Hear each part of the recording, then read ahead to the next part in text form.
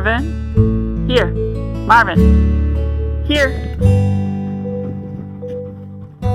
Marvin, get. Let's go upstairs. Go.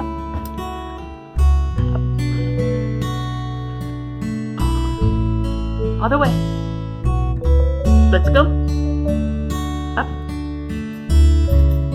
Good job. Drop, Marvin. Glasses. Get. Sit. Good job. Drop. Good boy. Marvin, here. Good boy. Such a good boy. Sit. Space. Good job. Okay, come here. Come on. Mommy needs to go in the garage. Mommy needs to go in the garage. Tug. Good job. Good job. Out. Good job. Mama's baby. Okay. Let's go back in. Push. Push. Good job. What a buddy. Love you. That's Mama's. Get the package. Good job. Good job. Just a minute. Sit. Sit. Good boy. Are you going to help me open it? I have a hard time opening these packages. Tug. Tug. Come on, Tug. Open it. Tug. Good job. Let's see. Okay, let's see what's inside. Oh, Marvin. Can you get it? No, get your face in there. Get the tool. Get Mommy's package. Oh, it's a big package this time, isn't it? I'm sorry, buddy. Did you get it? Get it? Did you get it? No? Oh, they got everything in here. Oops. Your new toothbrush, toothpaste. Good job, buddy. Good job. Marvin. Tug. Tug sock. Tug sock. Tug. Yay, buddy. Bring it to Mama. Bring it to Mommy. Good job. Drop. Yay, good boy. Good boy.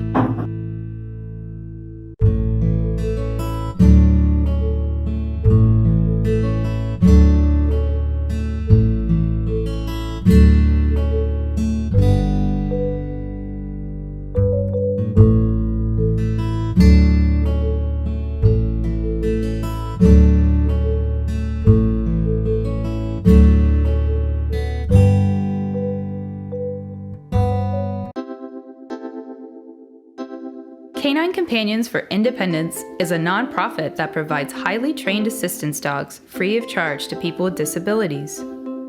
At their national headquarters in Santa Rosa, California, the work starts before puppies are even born.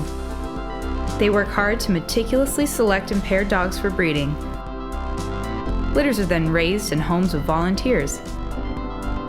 At the same time, a request for an application is submitted online.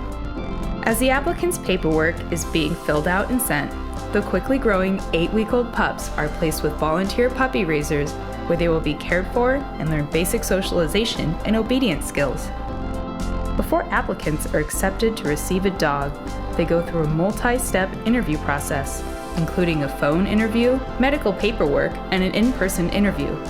Accepted applicants are put on a wait list until they are invited to a team training class to be matched with an assistance dog. When the dogs are fully grown, they leave their puppy raisers and return to Canine Companions to work with skilled professional trainers to learn advanced commands and tasks. Then comes the day when the person and dog meet for the first time. Here at Team Training, the newly matched team learn to work together and training continues until they graduate as new partners. Canine Companions will continue to follow up with the pair for the lifetime of the placement, serving as a support system for the team. Canine Companions for Independence has been providing assistance dogs to people with disabilities free of charge since 1975.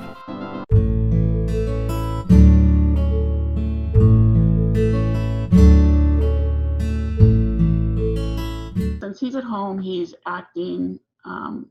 He's not actually physically working, so he can do whatever he wants, except when I call him and I need him. Let me tell you about how Marvin and I became a team. First off, I have CMT 1A, which is a progressive neuropathy that causes weakness and deformities, essentially in the legs and arms. I've had this since I was a small child, but as the years have gone by, it's progressed and got worse and worse. And like many of you, I've used many different things to mitigate my disability, such as surgeries, braces, physical therapy, occupational therapy, but I'd never really considered a service dog. That happened about 7 years ago. When my youngest son left for college, I realized that I was alone and vulnerable in a large 2-story house. I needed someone that I could depend on to get the phone if I fell down, who could call for help, and possibly even assist me in things such as opening and closing doors, taking the laundry out from my garage out to my line because I always hang it out, bringing me things, assisting me removing clothes, things like that. So I began to look, like all of us do, through Google or on the internet, and I began my journey looking for Assistance Dog International. I went through them, Assistance Dogs International, because they will do a lot of the hard work for me as far as finding service animal providers or service animal instructors that are vetted. In other words, you know that you're getting a good, reliable organization or person, and you're not going to be one of those people that has to go on and say, I paid somebody thousands of dollars and they gave me an animal that isn't able to do a job that I expected. So as I went through the internet, the one that I found that seemed to work best for me was Canine Companions for Independence. They are an organization that started in 1975 and has been providing service animals as well as PTSD animals, assistant animals, hearing animals, and professional animals to work in like the court system or with sheriffs, or even like in schools to assist teachers to gain the attention and get children with difficulties to work better and feel more secure. So when I found out about them, I looked further and I sent a request for information. They then in return sent me a large packet that I needed to fill out and basically discuss why I felt I needed a service dog, what I was looking for in a service dog, what the dog might do for me, what I could do for the dog. Because when you receive or get a service dog, you need to remember that it's not a wheelchair. It is a medical piece of equipment, but it's a human, not a human, but a live animal. So you need to be able to provide, you need to provide a safe environment, a house, food, veterinary care, love, attention. You also daily have to brush them, especially Labradors. Believe me, they have so much hair. It's amazing for a short-haired dog to have so much hair everywhere else. Marvin, I'm surprised he's not bald. You also have to look for things like you have to be able to clean his ears, trim his nails, be able to afford to take him to the vet. provide all that care. So it's not just one-sided. He's not just giving me things. I have to provide for him, and in a way that assists in a disability, because it gives us a reason to get up in the morning. You gotta get him out there to potty. You need to feed him. It gives us a reason to want to get out in the world and to give back. I'll get into that a little bit later. But so after I received their application and filled it out, returned it, I got another message from them saying, okay, now we need you to take this to your doctor so that we can get his input, his or her input. That was completed. And then they called and said, okay, we need to do a personal interview. Now, why are they doing all of this? Again, it's not just to make sure that my needs are met, but that the dog's needs are met. CCI is very, very diligent about making sure that the people that receive their animals their needs are met, as well as the animal. They want dogs that want to work. They want healthy dogs. They want dogs with the right temperament. It's an amazing, amazing thing what they go through. But as far as after my interview, then I received a notice saying I was accepted, that when a dog became available, they would let me know, and I would go to one of their 6 compounds across the United States to learn how to be a handler for a service animal. Now, again, this is another check as far as service animal, meaning am I able to work for 2 weeks, getting up at 8 or 8:30 in the morning, starting then and going till about 4:30 in the afternoon. I have to be able to do that and be able to assimilate and be able to learn how to work with my dog, because in 2 weeks, I'm learning what this dog has learned in 2 years. So that's another amazing point. With most service animals, it takes about 2 years to get to the point that they are actually able to go out in public, become a full-fledged service animal, and behave well and do everything they're supposed to. So when I was at the facility, first thing, they gave me a room with 2 beds, so you can bring not only yourself, but somebody to support you. In addition, that support person will be going to all of the meetings with you, all of the training with you, so that you'll have a backup person. They provide you with the room and a restroom, private. You also have a large, like, family room that everybody meets in to eat lunch together, which is provided. And they have a kitchen that you can get groceries and put things in so that you can make your own breakfast or dinners or go out if you wish. After the 3rd day of training, you've been working with all the dogs. They call this the day when you're going to meet your forever animal. They say don't have any preconceived thoughts. I didn't, of course. I thought, I want a black female dog that's super cuddly. When they announced that Marvin was my dog, I had no idea who Marvin was. But up pranced this amazing yellow lab cross with his tail wagging and such an attitude. He bounced up to me, gave me a big kiss, and then immediately turned around and sat his bony butt on my feet.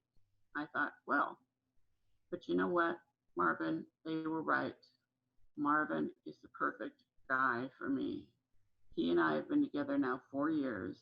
And in those 4 years, not only has my life begun again, to where we can give back. Marvin and I volunteer with the SPCA to raise kittens that don't have moms. He's an amazing kitten mother. We also go out every week up until COVID anyways. We would go out every week visiting our hospice friends and patients and giving back a little bit to the world. He's an amazing dog that loves everyone. So the point here is, if you want a service animal, you need to make sure that you can care for that animal, provide for that animal. It's not something you can sit in the corner and ignore. You have to work with them every day as far as their training to keep it up to par. When you go out in public, the people you meet will be everywhere. You will now have, instead of taking 5 minutes to do something, it's going to take you 15, because everybody's going to stop you and ask you about your service animal. Some people are going to try to pet them, whistle at them, do inappropriate things that will take the job away from them, and that is very inappropriate. And so you have the opportunity to educate people that, again, this is not something that should be done with a service animal. Service animals are there to mitigate a disabled person's disability by doing tasks. You probably saw some of those tasks. Unfortunately, you didn't hear the voice part of it that Marvin does for me. He will carry things up the stairs because I need to use both hands to use on the rails. I can't carry anything upstairs. So he can carry all things upstairs for me, like my phone, my wallet, snacks, all sorts of things. He'll open and close doors for me. One of the biggest things that I have a problem with is bringing packages in from outside. And one of his favorite things is to go to the door, and he'll wait for me to tell him it's okay. He will go out, he will pick up the package, bring it in, and then he will actually open it for me. Sometimes he needs a little bit of assistance to get it started, but he'll open it and he'll take it out for me. When we're out and about, the biggest assistance he can do for me is if I drop my keys or drop something, he'll pick them up and give them back to me. Why is this so important? Well, because if I try to do it, I have very bad balance as well as walking. And if I try to pick something up I've dropped, most likely I'm going to fall down. And that's just going to create a whole new issue. So by him being there to pick things up for me, he's protecting me. Another big way, especially being in this house alone and working in my backyard, Marvin, if I tell him, will go to get my phone for me. So if I should fall down or have an issue, Marvin will go get the phone for me and I can call for help. If we're outside and he can't get the phone because the door is closed or something like that, he will bark, but only on command. And when he barks, my neighbors know that there's an issue. Marvin doesn't bark unless on command, and they know that if he's outside barking, that something's happened and they need to come over and either check on me or call 911 or something, because I've fallen, I've hurt myself outside and I can't get inside.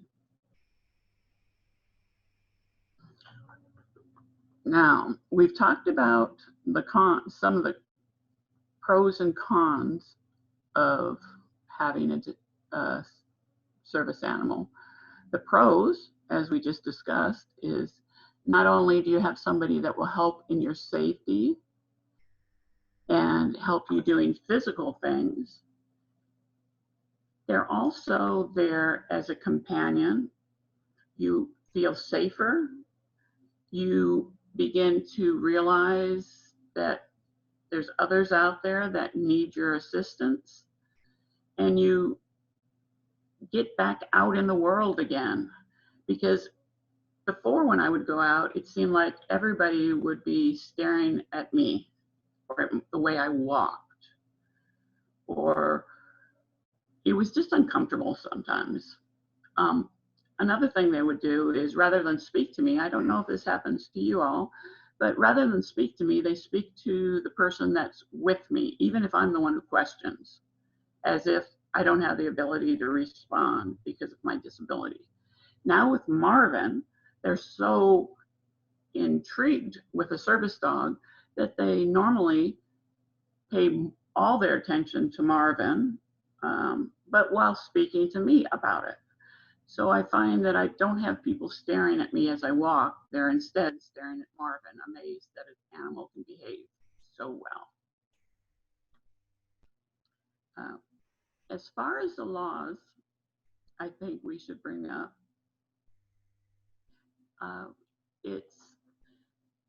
there's so many people right now, unfortunately, that are using the designation of a service animal to manipulate the entire system. They either do it intentionally or through poor understanding of the ADA laws. Number one, an ADA states that the only service animal currently can be a dog. There are some rules for small horses, but that's another seminar or webinar. So the dog has to be trained to behave well in public. It's called public, I can't remember right now, I'm sorry. But the dog, according to ADA, they have to be able to do a trained task to mitigate your disability. So what that means is that a dog that gets a service dog patch or sign put on them is not a service dog. That dog has to be able to mitigate your disability. So number one, if you don't have a disability, you have no reason to have a service animal. Number two, if that service animal isn't trained to respond to a difficulty you have with your disability, then they're not a service animal. Number three, an emotional support animal is a wonderful thing, but they're not service animals. They don't have public access rights. People need to understand this. Why? Because every time an actual service animal goes out in public, not only do we have to deal with a lot of people talking to us about our animal or wanting to pet it or whistling at it and having to educate them, but now we have dogs that are barking, trying to attack, misbehaving, giving the whole community a bad image of a service animal. People believe that if you're entitled to it, then I'm entitled to it. That's not true. You have to be disabled. The animal has to be trained to mitigate a task, and it has to behave well in public. A service animal is supposed to be clean, quiet, 4 on the floor, unless they're needed up close, like in diabetes, to smell, the mouth. They're not supposed to sit on chairs. They're not supposed to be in carts. They're not supposed to eat off the floor. It seems like a lot, but these dogs have been trained, requiring so much from so many. For instance, with CCI, they breed their own dogs because they find that more of them will graduate by knowing their lineage. They have volunteer breeders. They have volunteer puppy raisers. These are incredible people that will raise a puppy from 8 weeks to 18 months, socializing them, taking them to meetings, taking them to learn their basic skills. It's like basic high school. Let's think of it as grade school and high school. They teach the basic skills. They pour their heart out to them. And then at 18 months, those dogs take a piece of those people's hearts and go off to active trainers that train for another 6 to 9 months simply to make a service dog for somebody with a disability. Now with CCI, they provide these dogs 100% free. That's amazing. That is totally amazing because these dogs cost $40,000 to $50,000 each in the amount of time, money, and everything they put into these animals. So when you're out walking with your animal and a little emotional service dog or a non-trained, quote, service dog comes up and attacks your dog or makes the community believe that all service dogs aren't real, you're looking at a big loss. It's not just a loss in my heart, but it's a loss of a service animal that's been trained for 2 years to be what they are. So what do we do about this? We educate. There's no reason to be mean and yell at people. There's many people that have disabilities that you don't see. So don't assume it's not a service dog because the person doesn't appear disabled. They could very well have a cardiac condition, diabetes, a hearing loss, any number of things. The way to know the difference between a real service dog out in public and a not a real service dog is by the actions that the dog does and behaves as, not his attire. So, excuse me.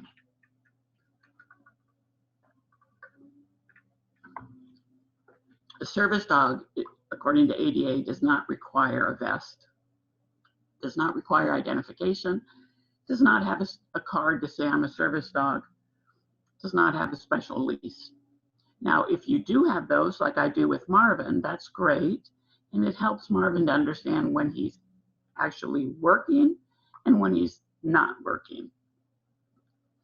But with so many people buying these things off online, people are beginning to believe that you're supposed to have a certificate or a card or a vest. None of these things are necessary. The only two things people in public can ask you to gain access is it a service animal, one, and two, what tasks does it provide? And then you should be allowed in. A lot of people are getting smart to these questions and they will, again, express things that aren't true. So, again, if a service dog is in any place, they have to be under your control at all times. If the service dog is jumping on people, barking, pottying, eating from your plate, eating from your hand, eating things off the floor, doing anything that is considered intrusive in any way, if you don't stop the dog from doing it and keep it under your control, the business has every right and should ask the service dog to leave. They can't make you leave, but they can ask for the service dog to leave. Of course, you would leave with your service dog. But if you have a well-trained, appropriate service dog, this should never, ever happen. This will happen to all of those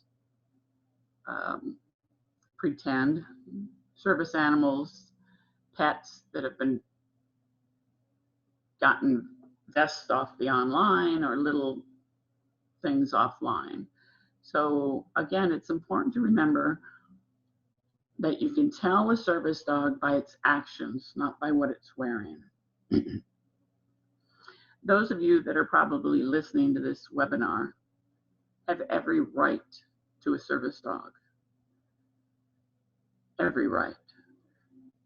if you feel it's something that'll work for you and can assist you, believe me, it's worth all the extra brushing and training and getting up early in the world. Without Marvin, my life was so closed off. I didn't go out. I was afraid. With Marvin, I find that my life is amazing. My life is just amazing because with Marvin, I feel like I'm alive again. Despite my disabilities, I can go out. I can feel secure. I can feel secure at home. I was worried at first that I wasn't disabled enough for a service dog. But after talking to CCI and expressing my fears, they assured me that Marvin was a service animal for me and that we would make a great team. And we have. Marvin, up, Marvin, up, Marvin. Let's go. Up, up. He doesn't like this chair very much. So he's going to give us his bottom like he normally does. But this is Marvin. He's the greatest. I love him more than life itself. And with him, I do have a life again. He's adorable. Diana, we got a question that came in regarding caretaking. So when you take him outside, how do you literally pick up after him, especially for someone who, could be in a wheelchair or using a walker, someone who just has limited reaching or bending? How do you clean up after him? Good point. I do have limited reaching and bending. So the first thing to know is, I forgot to mention, is the animal will only go potty when he's told to.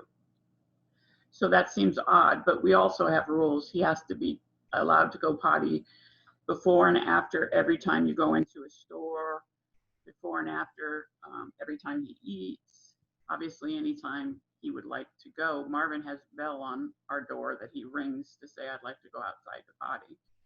The way we pick it up, whether we're in a wheelchair, using a walker, if you don't have somebody else available to assist you, there's these extensions that you can actually, it's similar to those things that can pick things up for you, the extension, but instead it picks up dog potty, and then you have to throw it away appropriately.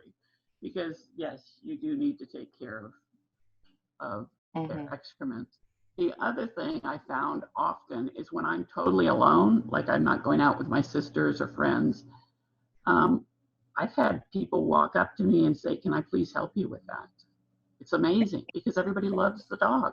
And it's like, oh gosh, I can't ask you to pick up the dog's poop. And they're like, oh, no, I'll do it. So yeah, there are ways to do it. And that's a great question. That's a great question. And as far as a wait list for you, how long did you wait to get Marvin? Good question. It took, with CCI, because that's the only one I can speak of, Sure. That's the only one I worked with. It took about 6 months to get through the acceptance protocol that we talked about. And then it can take up to 2 years wait. Yes, wow. That's very difficult. You begin to think, oh, it's not worth it, but it is. Give it, try. And if something comes up sooner, they'll call you sooner. Service dogs are just in very high demand. And they only, with CCI, I don't want to say produce, but they have about 350 dogs available nationwide every year. So you can see that it's going to take a while because these are highly trained animals. The other thing is these animals are, of all the animals that go through the whole system, about 70%, 60 to 70% actually go to what they call change of service jobs, which means basically whether it's medical, physical, they don't like to walk in certain surfaces, they have a prey drive, whatever it is, they wash out and they go either back to their puppy raiser or to another individual or place that will provide quality care for them. So for every 100 dogs, there's only like 30 that are actually make it to the end, make it all the way through college and is available. And so I was just curious with Marvin, does he have to go back to a trainer for, refreshers courses, or do you, maintain that training with him? You have to take your car in to get serviced. So, I was just curious, the older the dog gets, does he, become a little bit less wanting to quote unquote work when he gets his vest on, or how do you reinforce that, or how is that reinforced?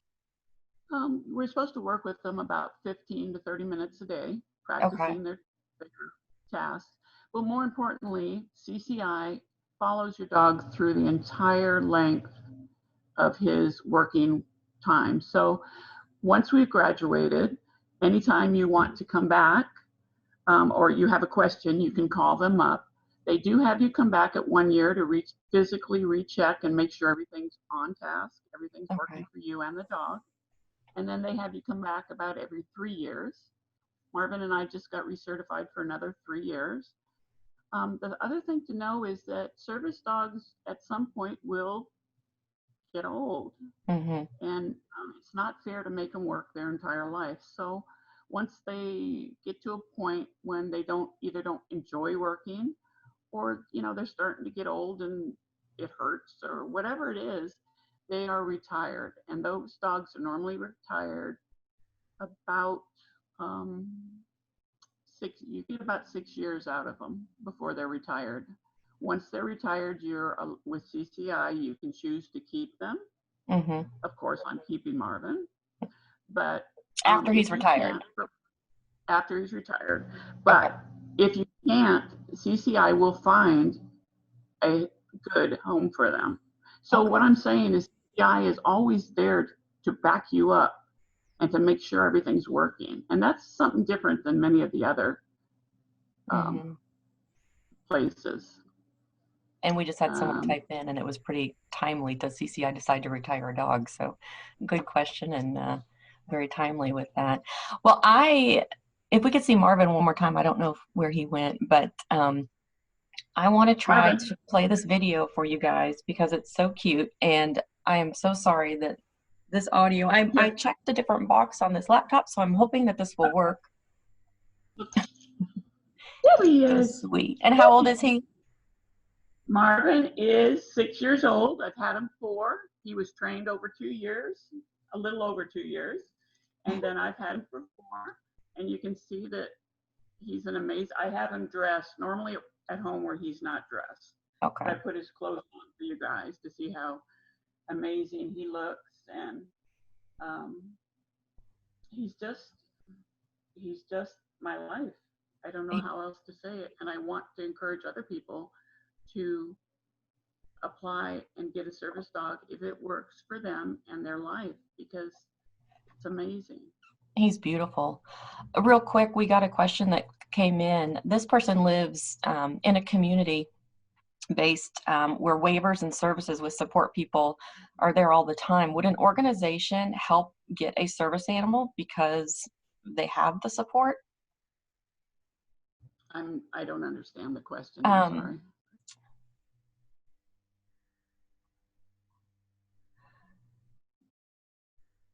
Basically, would CCI help help with a community if you lived in a certain community to provide proof of a service animal? Would CCI help with that paperwork to potentially help with that homeowner association type situation if it were an apartment or a condo?